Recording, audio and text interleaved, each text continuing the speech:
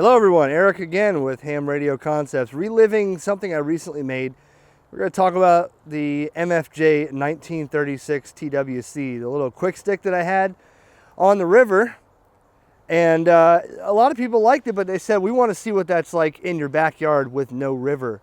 So in order to show you how easy it is to set up in my backyard, to show you even an idiot can do it, we have Scott here who wants to be part of the video to show us how to set this up. Scott, what can you tell us? Well, it's pretty simple. Hammer this copper into the ground, screw this in, and screw this in. Okay, so I just realized I had my lapel mic on. He said you hammer it in the ground, you screw this in, you screw this, and we're done. So let's do it, Scott. Go ahead, pound that rod in the ground. Scott, what are you doing?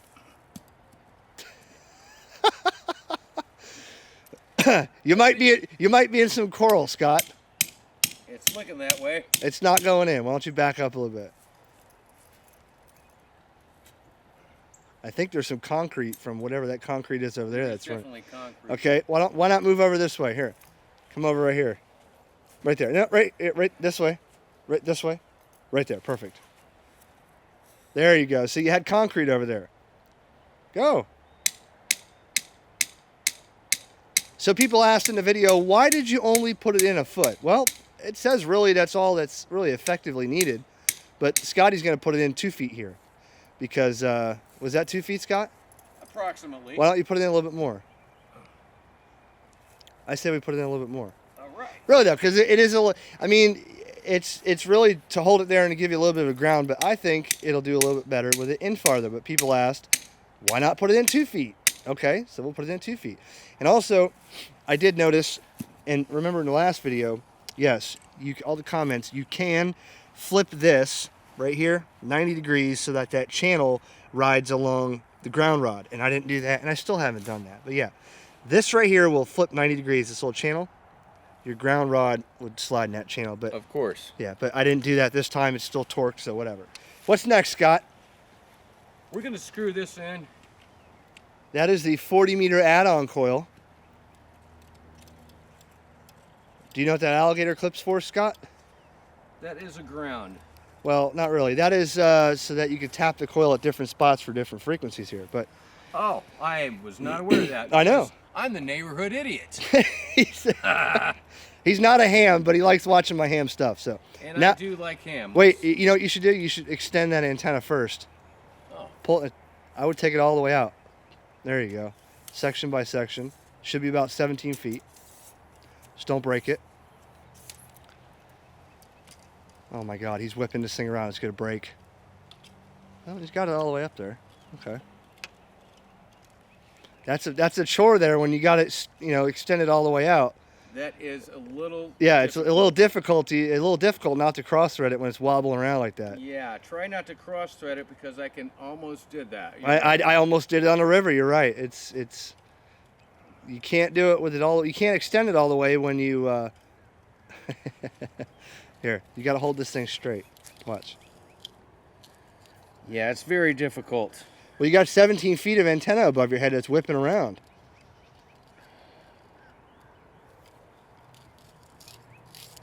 Hey, he's got it with the sand and all. You got to extend that last part right there. As soon as I get it screwed in.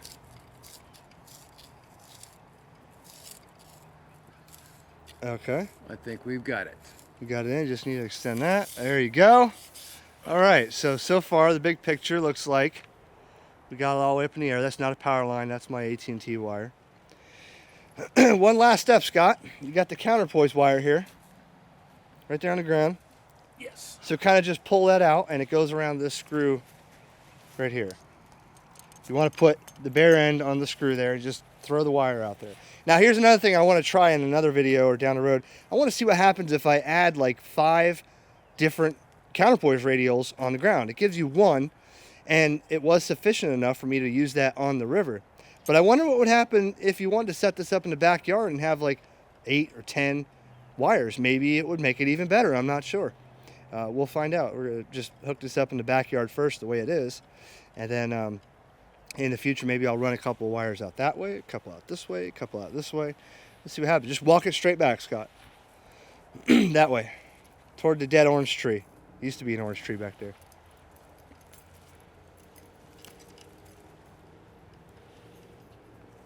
All right.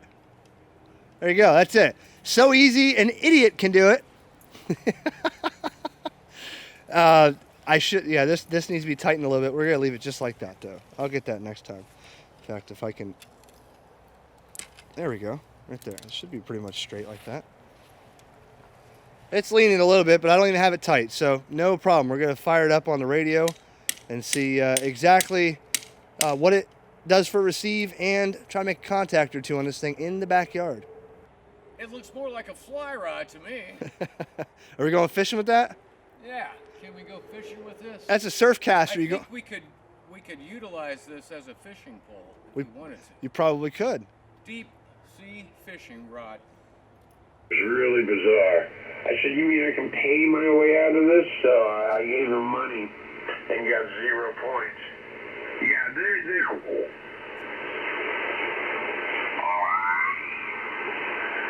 hopefully it won't come down too fast, but I don't know. I think it's going to get a lot worse before it gets better for sure. I know there's a lot of water up there.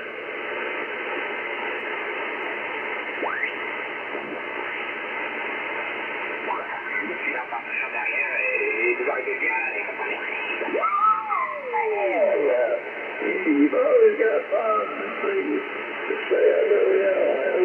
Negative things going on. Get Fort Line 22. Back to you to work 23, over.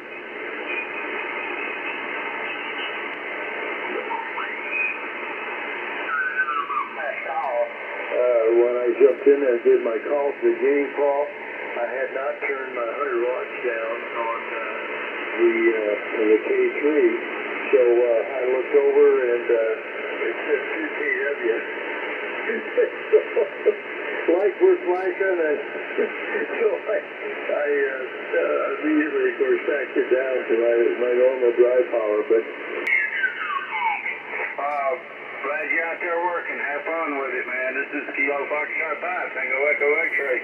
You're about a 5-6 here, 5-6 here in Mississippi. Mississippi, QSL.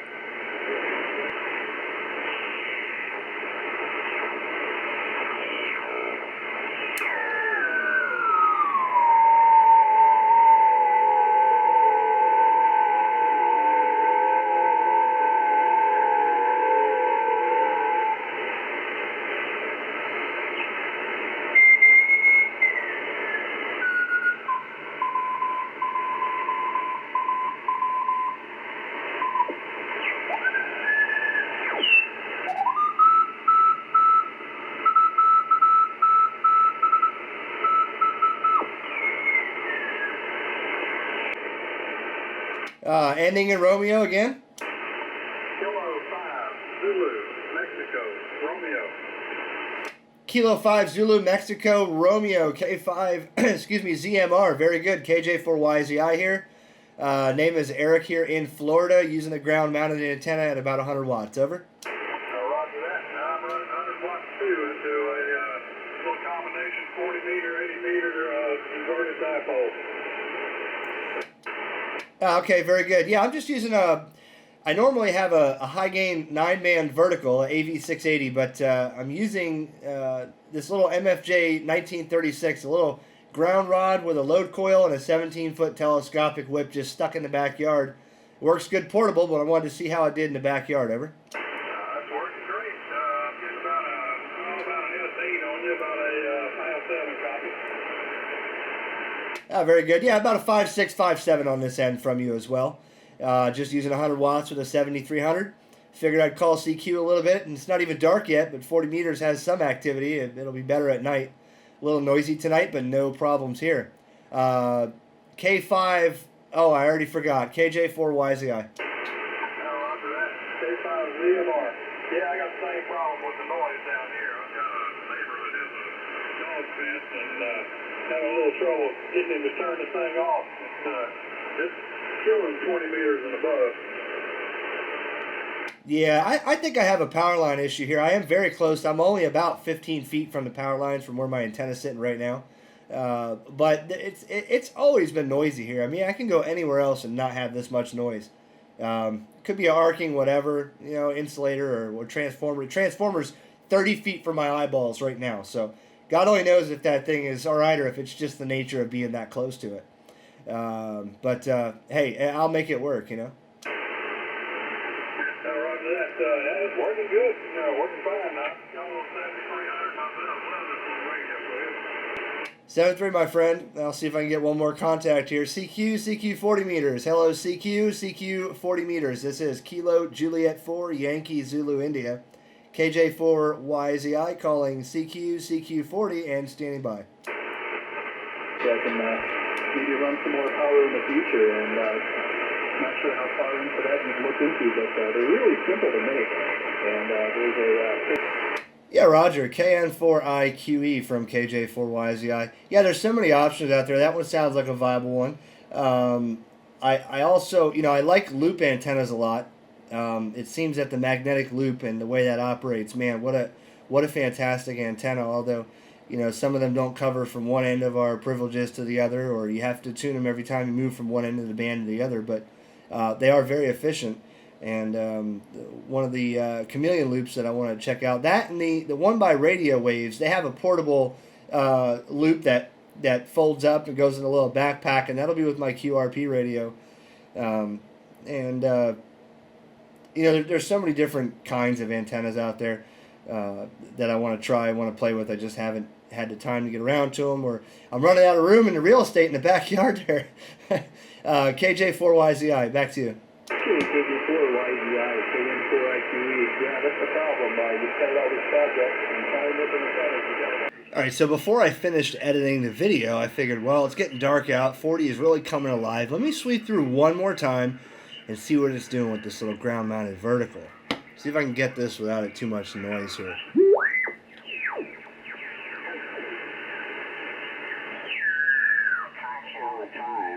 We had a time change here this month, so the correct time for the show tonight, the live show tonight, is 0100 UTC.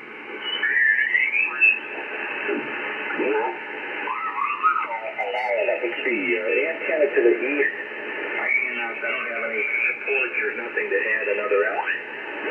The bands are dead.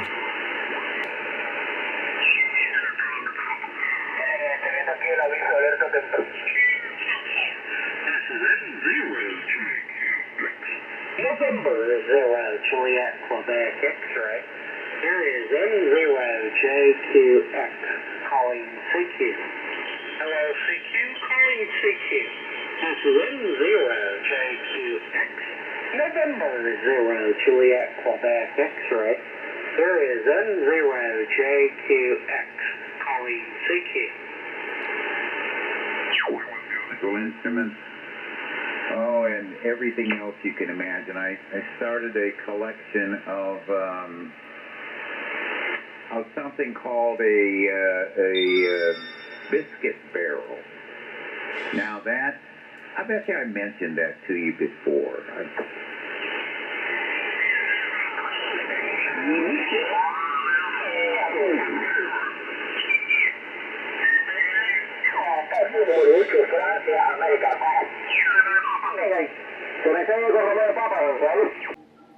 If you want any ambition to learn CW like I haven't finished doing, listen to this.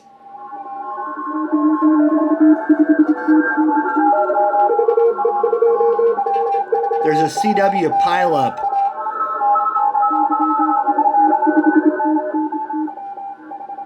And with this little antenna pulling in signals like that, if you couldn't pick those signals out on CW, you must not have it plugged in. They're booming in, 5 nines. Listen to it.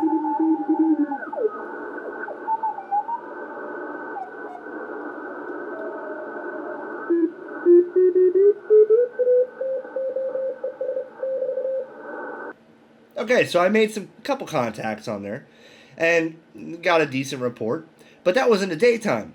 And then at night, look at the waterfall. The signals are there, and the fact of the story is this: a lot of people said they saw the video when I was out in the river in Wabasso, and they said, "Oh, that's great. It sounds like you had a good time," but the salt water is really what gave you your propagation. So they just wanted to see, would it be the same in your backyard? And here it is in the backyard. I made a couple contacts. I'm receiving some great signals. The waterfalls are full. I mean, if this is all you could afford, or if this is all you could fit in your backyard, it is definitely a usable option. And I'm only showing you 40 meters because I put the coil on tonight. And at that special event station, I used 20 meters. And people always also asked, what about other bands? What about 40? Well, it's great on 40. I mean, look at the signals that come in here. It's great on 40 meters. Now, it is a little, with the 40 meter coil on there, you can't, my internal tuner on this 7300 can't pick it up on 20 or 15 or 10. And you could probably use your MFJ tuner or roller inductor tuner and really tune it up to use it. But my opinion is to use this thing, make it resonant. Shorten the length, take the coil off if you're going less than 40 meters. Take the coil off. Shorten the telescopic length a little bit to make it resonant on 20, and just avoid the tuner or use the tuner in the radio to pick up whatever else. I only have the tuner on just because it was like a 2-to-1. Didn't really need it on, but I put it on there. But anyways, this thing, you can make it resonant. If you want to make it resonant on 10, you can push that stick all the way in. Leave the counterpoise out, push the stick into like 8 foot or 9 foot out, and you'll be resonant on 10. Or you can leave it all the way out at 17 feet and load it up with a tuner and do whatever you want. But the fact of the matter is, it is a little neat antenna. It's nothing to reinvent the wheel. It just happens to work. Just to show you, you don't have to have the high gain $600 AV680 that I have. You don't have to have that to make contacts. And again, the bands are dead. You can see right here, there's nobody on the waterfall. So when they told you to sell your HF radio, they're right. Because as you see, there's nobody on the bands. 7-3, guys. Thanks for watching. KJ4YZI.